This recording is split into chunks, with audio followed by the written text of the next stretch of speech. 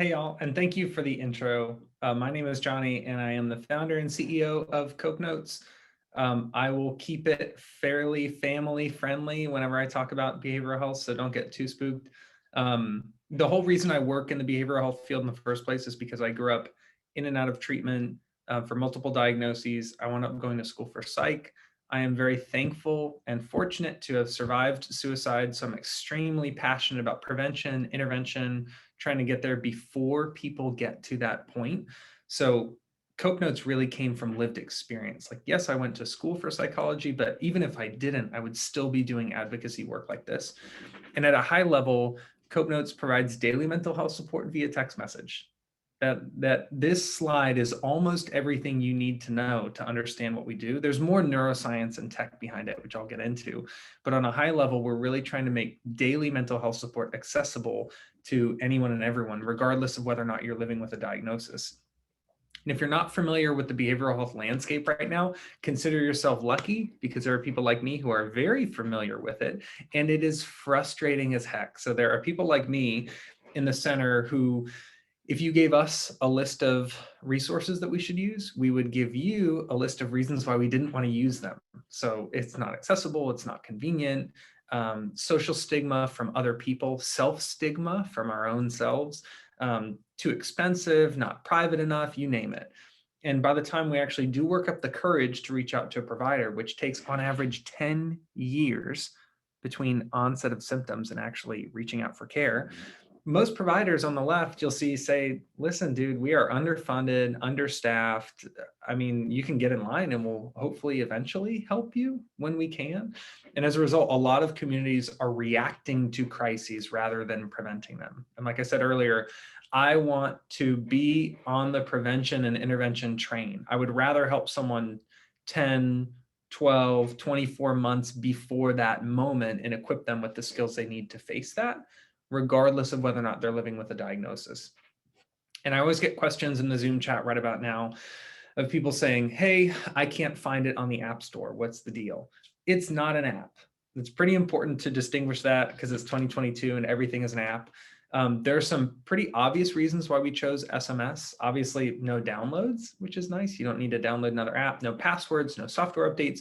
You don't share your personal data with Apple or Google when you make the download, which is huge in the behavioral health space. But really, the most important components to this decision were at the bottom there. So engagement, it is literally 25 to 50 times more likely that you will open a text message than an app notification. So just in terms of efficacy, it was a no-brainer. Preference, you might say, well, texting is cool for my teenage daughter, but what about me? I'm a seasoned, responsible, mature adult. But actually, 97% of American adults prefer texting to any other medium. So it is far and away the most popular method of communication across demographic. But the equity component was crucial. In the top right, you'll see 2.5 billion people. That's a third of the world's population. They use non-smart cell phones. And you might say, well, yeah, that's in developing economies. But even right here in America, 11% of the US population uses non-smart cell phones. So I could not, with sound mind, create an app that 36 million Americans couldn't use. It just wouldn't make sense to me. So I knew I wanted to make it accessible even to people who don't have the newest iPhone. Now, I mentioned on the first slide what Coke Notes is, daily mental health support via text message, but here's how it looks to the individual person on a regular basis. We send one text a day at a random time, and the text will contain a psychology fact, a journaling prompt, an exercise, some type of like health education content that is written by a peer with lived experience. So the message is easy to understand, it's casual, it's informal. It's not a clinician saying, here's what you should be doing, wagging their finger. It's a peer saying, here's what I wish someone would have said to me when I was going through what you're going through. So that empathy is baked in. Then it's reviewed by a panel of mental health professionals to make sure it's actually based on proven psychological principles, which is pretty important. And then in the top right, you'll see brain training. These messages are delivered at random times. No two people ever get the same text at the same time. So it's completely differentiated, and you never know when we'll text you or what the text will say, but the text is designed to interrupt negative thought patterns and provide a catalyst for positive thought, which I'll explain in the next slide.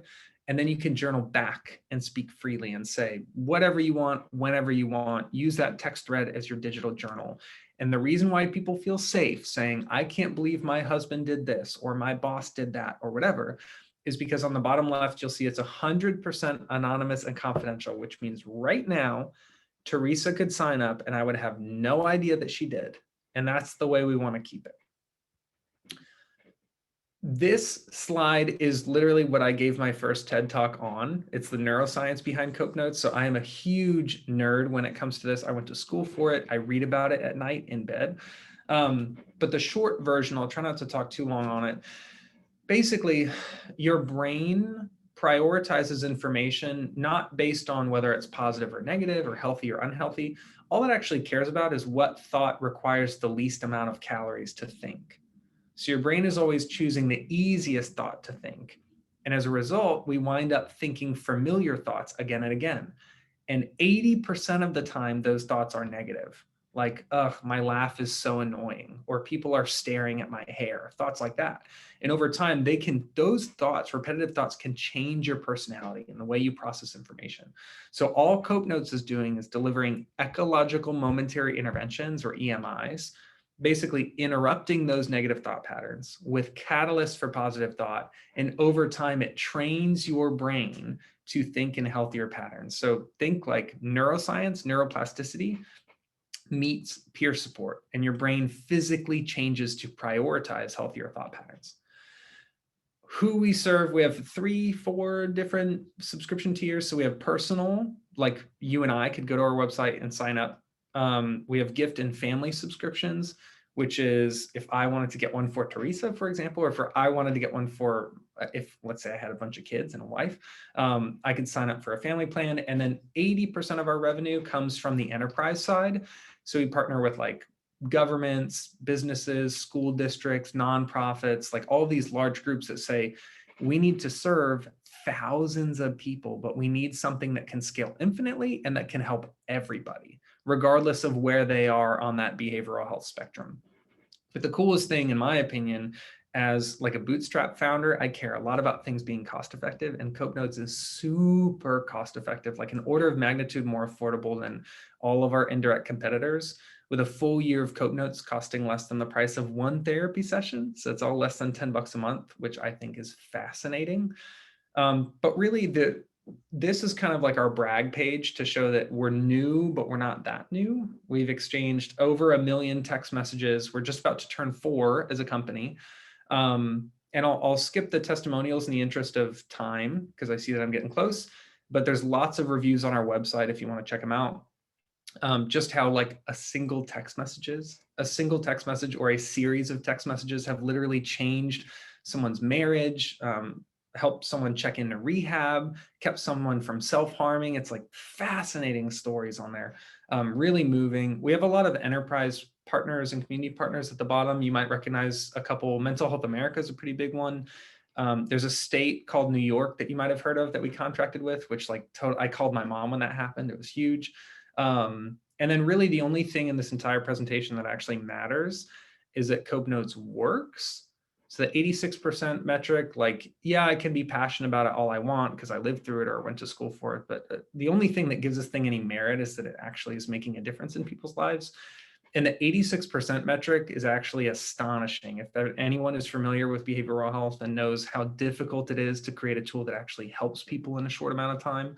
So we're super proud of that statistic. And I see that we're at 6 and change. So I'm going to wrap up and save the rest for Q&A. And this is just some contact info. So thank you guys a lot for letting me go a little bit over. I appreciate it.